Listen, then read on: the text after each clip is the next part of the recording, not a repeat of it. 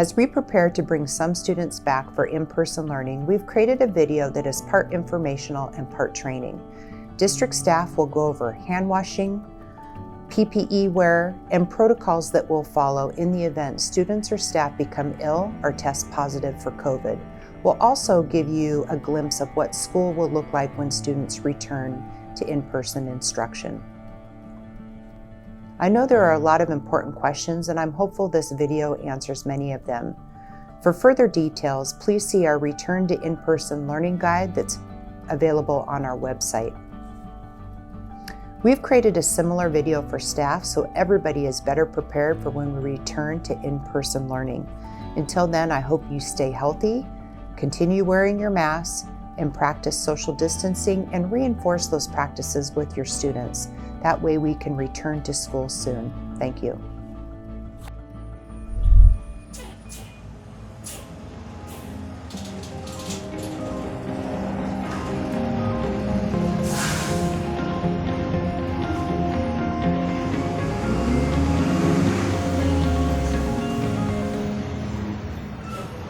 When we return to on-site services, the school bus ride is going to look a little bit different for our students.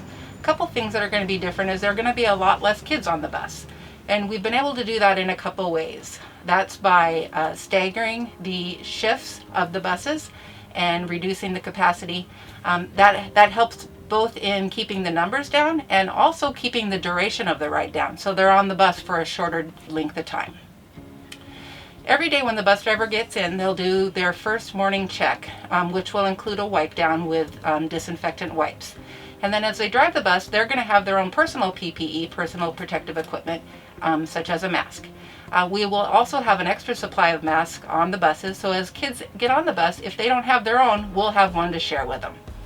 Then as students board the bus, they will board from the rear of the bus and then fill it up forward. The reason for this is so kids don't have to pass each other in the aisleway. When we arrive at school, we will dismiss the bus the same way. Kids at the front of the bus will get off first, and then the students at the back of the bus will be last.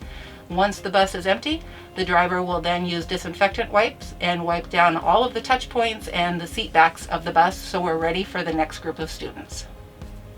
As we've learned from CDC and Department of Health, ventilation is a key part of helping reduce our exposure.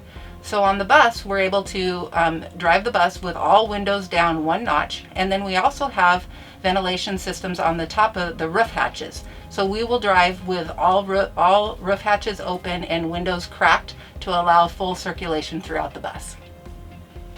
Attestation is an important part of the school day as we move forward, and part of managing that is through staggering arrival times. So we will look at the different ways people get back and forth to school, which is by the school bus, walking, or parent drop-off. We will stagger arrival times so that we can help monitor the process of checking their attestation forms and also doing a brief temperature check. At that time, if a student doesn't have an attestation form, they'll be able to go into a waiting area that will make contact with the families in order to get those forms. If a student was detected to have a temperature or another symptom, we have care rooms set up that the student will be able to go into a care room, be monitored by nursing staff until families can come and pick their student up.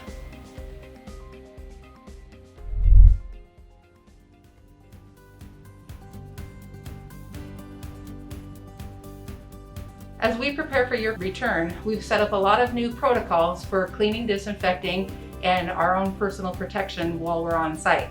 We have a large array of different cleansers, hand sanitizers, and disinfectants that you'll be seeing in your classroom and that you'll be using to help keep yourself safe. Also, your teachers, when you come back in the classroom, most of them will be wearing a mask that'll look very similar to mine with also a face shield on it. Along with that, we have gloves available. We have several different types of masks depending on the situation that we use the L&I risk level matrix for. So we have the cloth mask. We have these 3-ply masks that the students will be wearing, all the way up to N95 masks.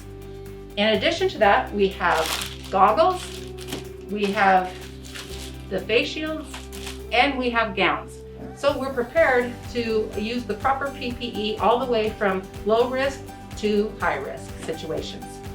Then, in addition to our disinfecting, on the school buses, we have static sprayers. These electrostatic sprayers will be used at the end of the day to spray down all of the buses, and occasionally in classroom settings as needed, we'll be spraying down also. The classrooms have all been gone through and extra supplies and furniture have been removed to allow us to have 6-foot spacing between all the desks. That is really kind of belly to belly when you're sitting in the seated position at your desk.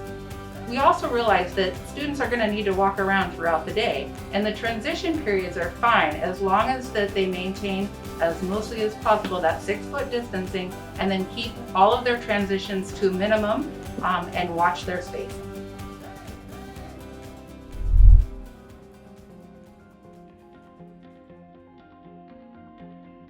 Some of the best ways to reduce transmission of the coronavirus COVID-19 is to always wear your face covering, to always maintain at least 6 feet between you and the person that you're interacting with, to wash your hands frequently, and to stay home when you're sick. If your child has runny nose and congestion, they should stay home from school, because those are the symptoms that could be indicative of COVID-19. And so it's really important that the slightest sniffle, sore throat, headache stays home, because we need to mitigate the spread of this disease.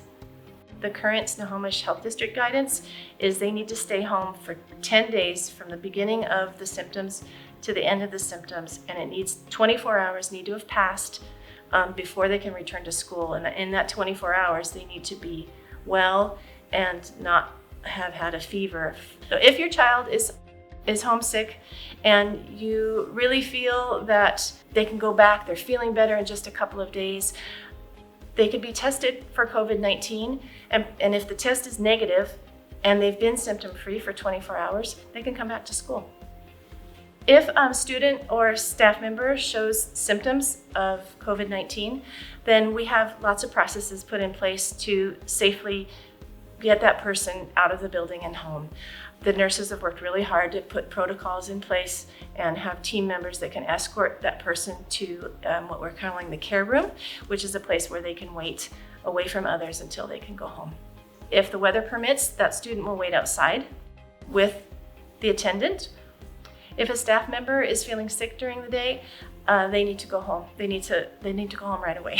So if they're feeling ill, they should gather their gear, step outside the building as soon as possible. No, don't stop to talk to anyone or tell people where you're going, and make a phone call to your COVID site supervisor from outdoors.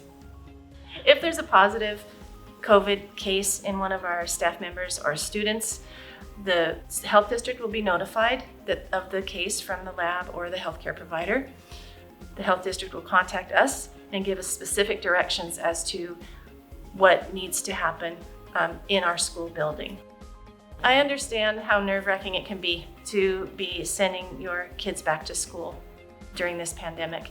We have done everything we can to keep your kids as safe as possible when they return to school. Leadership in our district here is working very closely with the Snohomish Health District to determine and keep an eye on the data that are coming in about this disease in our community, and we're looking to them to guide us for our health and safety of our students and staff.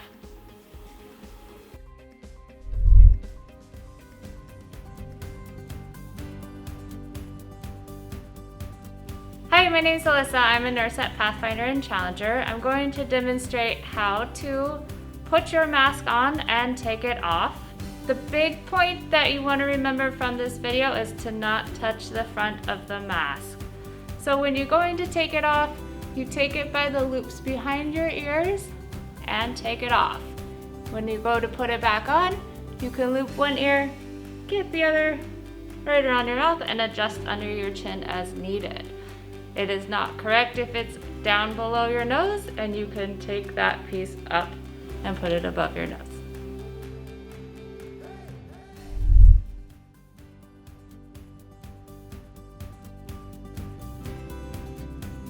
My name is Sarah Cassette, and I'm a school nurse with Lake Stickney Elementary and Endeavor Elementary. We are going to demonstrate how to properly wash your hands. Come over to the sink, get some paper towel and set aside. Turn on the water,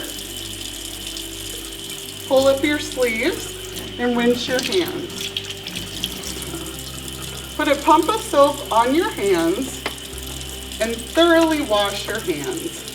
We recommend you wash your hands for 20 seconds and you get the tops, sides, in between your fingers, your fingernails. Rinse thoroughly. Gonna grab our paper towel. Dry our hands and use our paper towel to turn off the faucet.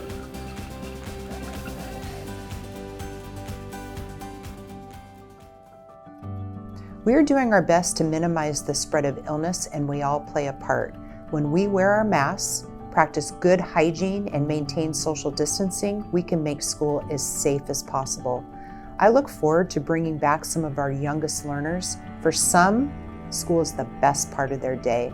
Thank you for everything you do in support of the Mukilteo School District.